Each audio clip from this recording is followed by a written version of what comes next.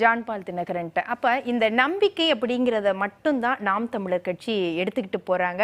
ஒவ்வொரு கட்டத்திலையும் எங்களுக்கு வாக்கு சதவீதம் அதுக்காக குறைஞ்சு போகல. ஒவ்வொரு கட்டமும் வாக்கு சதவீதம் ஏறிக்கொண்டு தான் இருக்கு. ஆனா என்னைக்கு நம்ம ஆட்சியை பிடிக்கிறது அப்படிங்கிற ஒரு ஏக்கம் இருந்தால் கூட அந்த பயணம் தொடர்ந்து கொண்டு தான் இருக்கு. இப்ப எந்த நம்பிக்கையில ஒவ்வொரு கட்டத்திலையும் இறங்குறீங்க? மக்கள் கிட்ட எந்த இடத்துல மாற்றம் வந்தால் எங்களுக்கான வழி பிறக்கும்னு நாம் தமிழர் கட்சி நம்புது? அதாவது அண்ணல் அம்பேத்கர் ஒரு வரியில் அழகற சொல்லுவார். அதாவது பெருத்த பொருளாதாரத்தை செலவிட்டவன் தான் அந்த பொருளாதாரத்தை விட தான் ஈட்டிய வருமானம் எவ்வளவு வரப்போகுது அப்படின்ற ஆதங்கத்தோடு காத்திருப்பானாம். நாங்கள் எந்த வகையிலும் பணத்தை வாக்கு கொடுக்காதவர்கள். எங்களுடைய கையில் இருக்கின்ற பணத்தை அன்றாடம் நாங்கள் சம்பாதிக்கின்ற வருமானத்தை வைத்து இந்த தேர்தல் காலகட்டத்திலே நாங்கள் செலவு செய்தோம். உண்மையிலே சொல்ல போனீங்கன்னா நாம் தமிழர் கட்சி தேர்தல் ஆணையமே ஒவ்வொரு தொகுதிகளிலுமே பார்த்தீங்கன்னா 95 லட்சத்தை செலவு செய்தலாம்னு சொல்லிட்டு தேர்தல் ஆணையமே சொல்லுது. ஆனால் எங்கள் கட்சியில் இருக்கின்ற ஒவ்வொரு தொகுதி வேட்பாளர்களுமே வெறும் 5 லட்சம் கூட செலவழிக்க முடியாமல் தான் நாங்கள் அந்த நிலைமையில தான் இருந்தோம். உண்மையில அதான் சூழ்நிலை, எங்கள் சூழ்நிலை.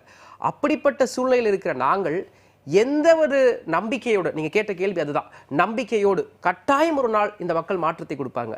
நீங்க 1967ஆம் ஆண்டு எப்படி தமிழ்நாட்டில் ஒரு ஆகச்சிறந்த மாற்றம் வந்துச்சு நீங்க சொல்லலாம்.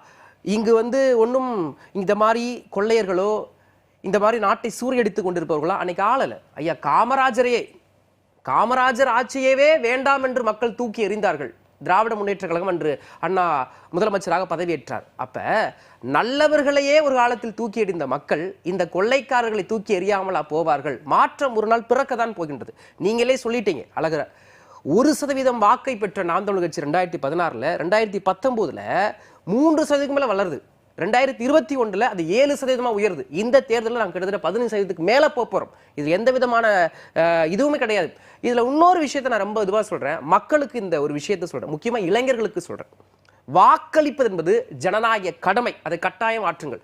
100% பேர் வாக்களிச்சவே நல்லவர்கள் கட்டாயம் ஆட்சிக்கு வந்துருவாங்க. இங்க பிரச்சனையே அதுதான். இங்க வாக்களிப்பே 60% 70% தான் இருக்கு. முக்கியமா நானும் ஒரு இளைஞனா இருக்கிறதுனால, நானும் ஒரு ஆசிரியர்னால ரொம்ப அன்பு மாணவ செல்வங்களையும் இளையோர் பட்டாளத்தையும் அன்போடு அழைக்கிறேன். இந்திய ஜனநாயகத்திலே கட்டாயம் வாக்களியுங்கள். நம்ம கிட்ட இருக்க கடைசி உரிமை வாக்குரிமை. அதை சரிவர செலுத்துவோமானால் ஒவ்வொரு தேர்தல் காலத்தையும் நீங்க எடுத்துக்கொள்ளுங்களேன். ஒவ்வொரு தேர்தல் காலத்திலுமே புது வாக்காளர்களுடைய எண்ணிக்கையே இன்னைக்கு இந்த 2024 நாடாளுமன்ற தேர்தலில் இந்தியாவில் 4 கோடி பேர் புது வாக்காளர்கள். இந்த புதிய வாக்காளர்கள் எல்லாம் நல்லவர்களை கட்டாயம் தேர்ந்தெடுப்பார்கள். ஆனால் இந்த நாடு சுவிட்சம் பெறும். கட்டாயம் ஒரு ஆகச்சிறந்த மாற்று சக்தி பிறக்கும். அதுல எந்த மாற்று கருத்தும் இல்லை. அதனால அன்பு தமிழ்நாட்டை சேர்ந்த மக்கள் அனைவரும் கட்டாயம் நம்முடைய முதன்மை பணி நாளை என்னன்னா வாக்களிப்பது. அதை கட்டாயம் செய்து விடுங்க. இங்க 100% வாக்களிப்பு நடந்து விட்டாலே இங்க ஆகச்சிறந்த மாற்றம் பிறக்கும். அந்த இதுல மாற்றமே கிடையாது. நாங்கள் நாம் தமிழர் கட்சி, எங்களுடன் செந்தமிழன் சீமான் எங்களுக்கு சொல்கின்ற படிப்பனை தான், வென்றால் மகிழ்ச்சி, தோற்றால் பயிற்சி. அவ்வளவுதான். நாங்க எந்த ஒரு இடத்துலையும் நாங்க இந்த மக்களை பேரன்போடு நேசிக்கிறோம். தமிழ்நாட்டு மக்கள் ஒரு நாள் எங்களை நேசிப்பார்கள், எங்களுக்கு காதலிப்பார்கள், எங்களை புரிந்து கொள்வார்கள். ஏன்னா இன்னைக்கு மக்கள் ஒரு நாள் அப்படின்னு சொல்றீங்க. அப்ப இன்னைக்கு இதை செய்யாததுக்கு என்ன காரணம்? 2024 நாடாளுமன்ற தேர்தலில் நாங்க கிட்டத்தட்ட ஒரு 5 to 10 தொகுதிகளுக்கு வெற்றி பெறக்கூடிய வாய்ப்புகள் கூட இருக்குன்னு சொல்லுங்க. கிருஷ்ணகிரி தொகுதி எடுத்துக்கலாம், மயிலாடு தொகுதி எடுத்துக்கலாம். இந்த மாதிரி பல தொகுதிகளில் நாம் தமிழர் கட்சி வெற்றி பெறுவதற்கு வாய்ப்புகளே இருக்கின்றதான் கருத்து கணிப்புகளுக்கு, உண்மையான கருத்து கணிப்புகளை சொல்றேன் நான். பல இங்க வருமானத்தை பெற்று பல ஊடகங்கள் இன்னைக்கு நாம் தமிழர் கட்சி பின்னாடி போகுது. கருத்து கணிப்புகளே இங்க பொய்மையானது, பொய்க்கப்பட்டிருக்கு. நீங்க பார்க்கலாம். அப்ப மக்கள் தீர்ப்பு கிட்டத்தட்ட ஒரு 5 to 10 தொகுதிகள் நாம் தமிழர் கட்சி வெற்றி பெறுவதற்கு வாய்ப்புகளே இருக்கு. கிட்டத்தட்ட 15% வாக்குகள் கட்டாயம் பெறப்போகிறோம். அதுல எந்த மாற்று கட்டல. 26லே நாம் தமிழர் கட்சி கட்டாயம் ஆட்சி பீடத்தில் ஏறும். எங்களுடன் செந்தமிழ் சீமான் தமிழர் நாட்டினுடைய தலைமகனாக, தமிழ்நாட்டுடைய முதலமைச்சராக ஏறதான் போறாரு. அதுல எந்த மாற்று கருத்தும் கிடையாது. சரி, எந்த இடத்துல மாற்றம் வந்தா இது சாதிக்க முடியும்?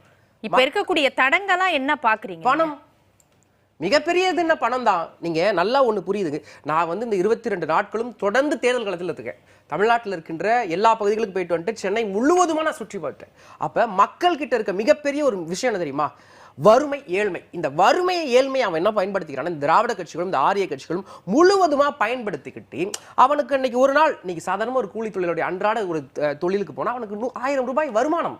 அந்த 1000ஐயும் அவன் சேர்த்து அவன் குடும்பத்தில் இருக்க 4 பேருக்கு 4000 கொடுக்கும் பொழுது அது ஒரு வாரத்துடைய கூலியா அவனுக்கு வருது. அப்ப அந்த மக்களுடைய வறுமையை ஏழ்மையை பயன்படுத்திக்கிட்டு இந்த ஓட்டுக்கு பணத்தை கொடுத்து என்ன பண்ணிடுறாங்கன்னா மக்கள் மத்தியில எவ்வளவோ இங்க எந்த நான் தான் அன்னைக்கு பேசின டிபேட்லயே நான் சொன்னதுதான், திமுகவும் சரி அதிமுகவும் சரி பாஜகவும் சரி தமிழர் நாட்டில் 1 ரூபாய் எனில் வாக்கிற்கு பணம் கொடுக்காமல் தேர்தலில் போட்டியிட்டால் 1% வாக்கை வாங்காது. இது சத்திய சாசனம் எழுதி வச்சுக்கோங்க. இதை செஞ்சு முடிப்பாங்களா இந்த திமுக அதிமுகவும்? கூட்டம் பேசுகின்ற கூட்டத்துக்கே இன்னைக்கு வந்து நீங்க ஈரோடு கிழக்கு தேர்தல் எவ்வளவு மோசமா நடைபெற்று தமிழ்நாட்டுக்கு ஒரு அவலம் கேவலம் சொல்லலாம். இன்னைக்கு நீங்க பாருங்க, இன்னைக்கு காலையில இருந்து நேற்று மாலையில இருந்து ஒவ்வொரு கிராம பகுதிகளிலுமே திமுகவும் வாக்கு பணம் கொடுக்குது, அதிமுகவும் வாக்கு பணம் கொடுக்குது, பாஜக. நம்ம இது அதிகாரப்பூர்வமா எதுவும் இல்லாம நீங்க ஆதாரம் இல்லாம நம்ம சொல்லிட முடியுமா? கொடுக்குதுன்னு சொல்றீங்க. நான் வந்து உங்க சேனலுக்கு அனுப்பணுமா சொல்லுங்க, நான் என்கிட்ட எவ்வளவு இல்ல எதா இருந்தா நம்ம எந்த இடம் எந்த இடத்துல அப்படிங்கறது ஆதாரத்தோட நம்ம கொடுத்தா சரியா இருக்கும். எல்லாத்தையும் பகிரில வாட்ஸ்அப்ல பண்றேன், எல்லாத்தையும் நீங்க போட்டு விடுங்க. கட்டாயமா தேர்தல் இத நம்ம கேட்பாங்க கண்டிப்பா. அடுத்த சுற்றுல நீங்க அத போறேன். தேர்தல் ஆணையம் எங்க தூங்கிட்டு இருக்கீங்கன்னு தெரியல, தயவு செய்து போய் பிடிங்க. சாமானிய மக்கள் சாலையில செல்றவங்க எல்லாம் வந்து நீங்க வியாபாரிகள் பணத்தை எல்லாம் புடிங்கிட்டு இருக்கீங்க. தயவு செய்து இந்த மாதிரி கொள்ளைக்காரர்கள் செலவு பணத்தை புடுங்கி மக்களுக்கு அறியாமையோட செயல்பாட்டில் இருக்கிற இந்த மாதிரி கயவர்களை புடிங்க.